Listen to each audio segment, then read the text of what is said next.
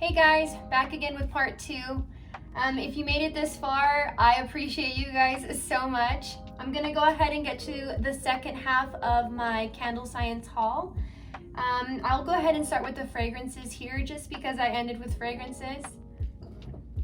So here is High Tide. This is a 4-ounce bottle. In my first video, I went ahead and just gave a reference to all the sizes that I purchased. So if you want to go back to that video, please check it out. I would appreciate it. So High Tide. So this right off the bat, just beachy smells. Very fresh, open, love it.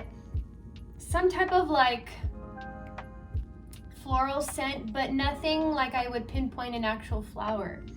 Just very beautiful, light smell. Love this. Now on to Library.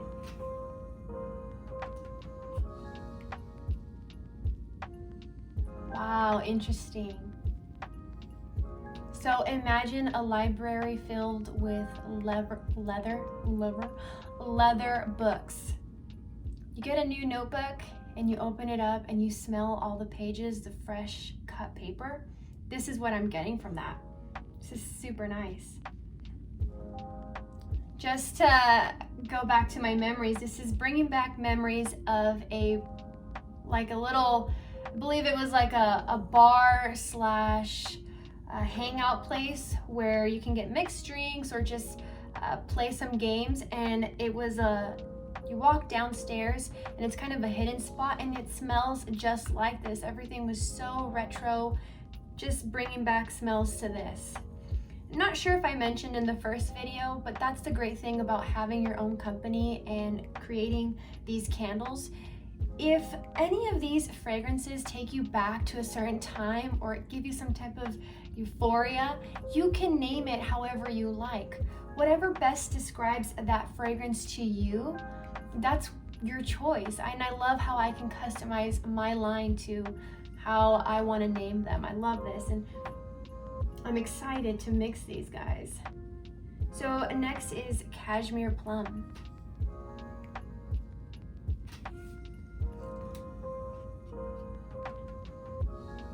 Guys, these are very strong, so I don't suggest sniffing right to the bottle.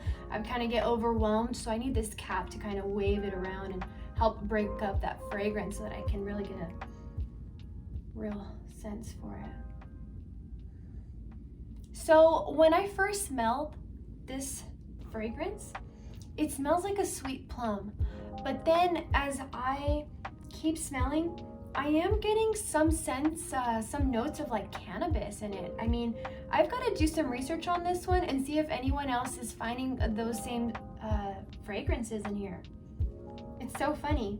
I mean, I love all types of smells, but it's not like that skunky smell at all whatsoever. It's more of that leafy cannabis smell with like a hint of sweet plum. It's so crazy. I can't wait to see how this reacts with the wax that I purchased and what my end result is. I might mix this one and then do a trial run with it alone to see what it does.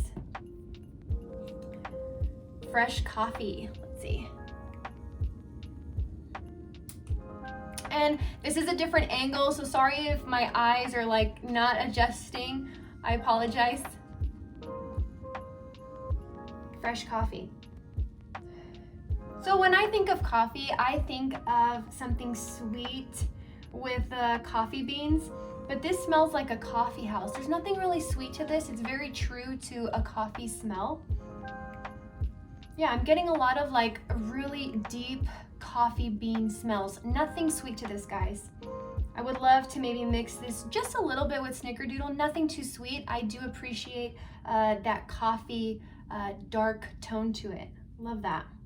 And like I said with the dyes, I would love to maybe mix in a brown for that and maybe a nice like rich brown for the coffee smell. Next is Creme Brulee.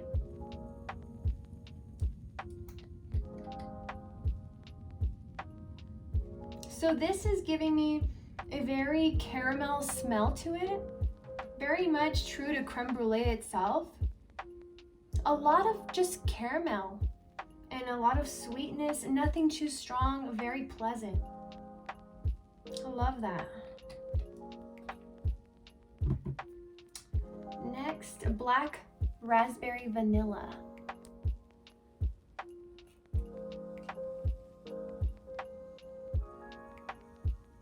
So this is pretty sweet. It does smell like a deep berry. I don't really get a lot of the vanilla, but it is light. It's not too strong, so maybe there is vanilla in there balancing it all out. I love this one. Love it. And within the candle world, you'll see a lot of these people mentioning a lot of these products over and over again, as far as like Salt and Orchid. And I did see this one a lot. I just wasn't sure if I'd like the berry smell, but it is very, very yummy smelling. I almost want to eat that one. And now Jamaican Me Crazy, another really popular one. Okay, so this is very tropical. This smells super tropical. It almost reminds me of one of the Febreze air fresheners. Yes, just a beautiful tropical smell, sweet, a little sweetness to that. Beautiful. White tea.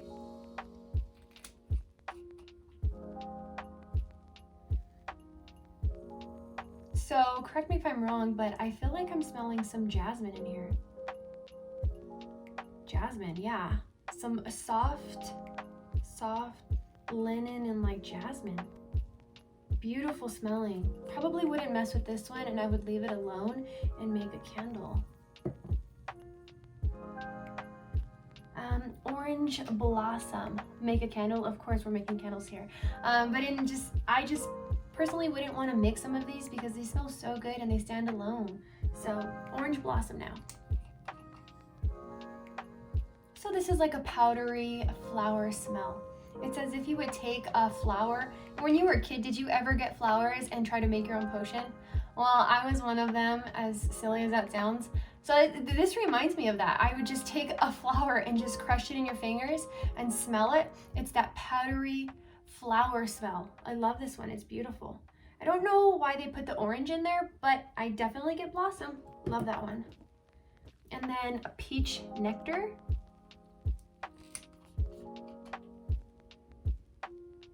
So this reminds me of a boba shop. Boba shop? Yeah. You know how they put in a few scoops of powder into your drink?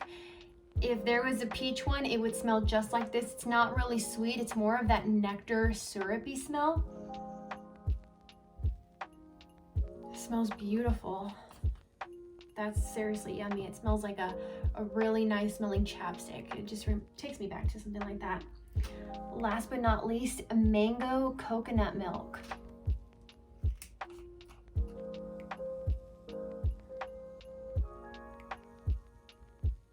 So mango and coconut all together with a nice subtle milky scent to it. It's crazy how candle science can nail all of these fragrances. They smell beautiful. So nothing too strong about either side. It is just a very balanced coconut and milky smell. Love this. And just moving on to the rest of my purchase, I did get some warning labels. I did do a little bit of research on this. Warning labels on Amazon aren't priced the best. This is a 100 pack for about $3 from Candle Science. And you're gonna need to put these on the bottom of your candles. Now keep in mind that there are specific labels to candles.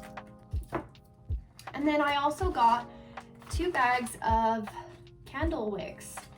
I got the CD8 and I also purchased CD12. And these are 100 count bags. If you didn't know, HTP or HTC wicks are actually being discontinued and they're not selling those anymore. So the second runner-up that I found that was most popular and had a good review was the CD Style of Wick. when you go onto Candle Science, it will give you a chart as to how big your candle is, just for reference, how big your candle is and what wick size you need to get. They will give you a list of a few different options for that specific size candle. And when you're making candles and you're making this purchase and you're just taking into account your shipping and time, you kind of want to get a smaller wick and a slightly larger wick, because a lot of the times when your wicks aren't strong enough, you will get tunneling and you won't get a good hot throw from these fragrances.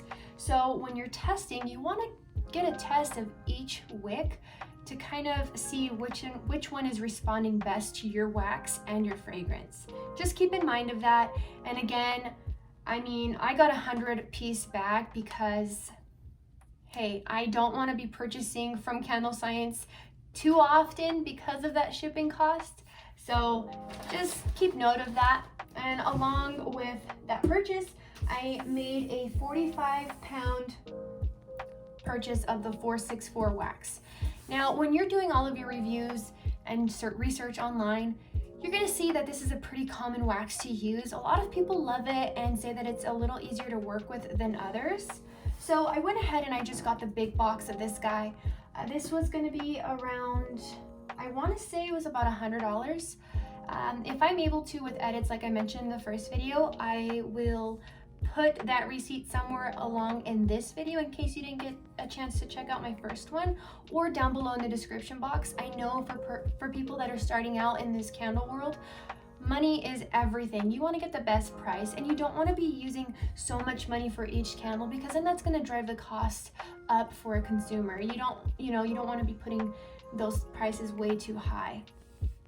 So 464 45-pound box. It does, just to open the box for you guys, it does come in a very flaky form. People love to melt this down, say it's a lot easier to work with.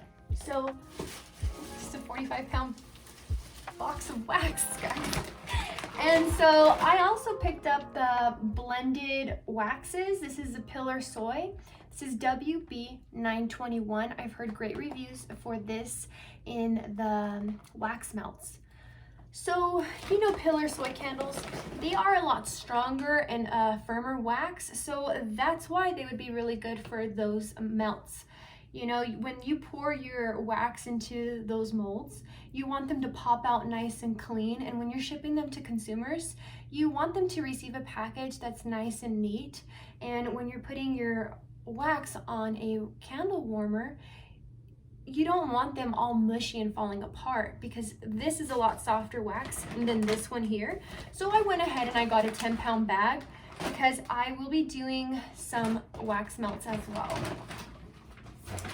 All right, guys, that sums it up for this video. I really appreciate you guys watching and coming this far with me. If you got a chance to watch part 2 of this, if you can please like, subscribe, and even share this video, I would really appreciate it. Even comments down below, guys.